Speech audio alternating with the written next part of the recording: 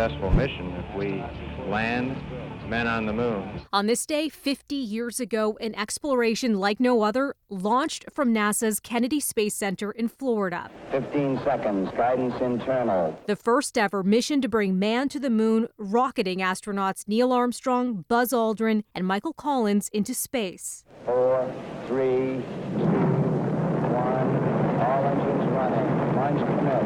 Liftoff, we have liftoff.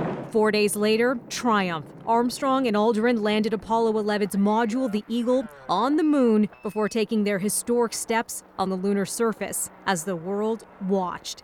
According to NASA, an estimated 650 million people tuned in to hear Armstrong say those now iconic words.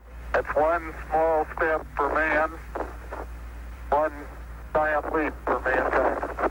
The journey ended with a safe return and a hero's welcome for the three astronauts. Marking 5 decades since Apollo 11 launched into space, the spacesuit worn by Armstrong went on display to the public today for the first time in 13 years at the Smithsonian's Air and Space Museum in Washington, D.C.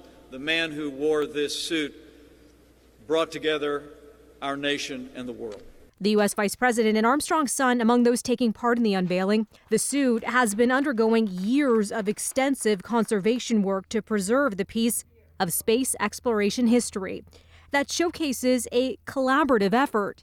These suits not only represent the astronauts who went to the surface, but represent the women who sewed the suits together by hand, the women who used the glue pots to make the seal on the suits, the individual who thought of this idea of making a communications carrier assembly mounted on a human head instead of mounted in a helmet.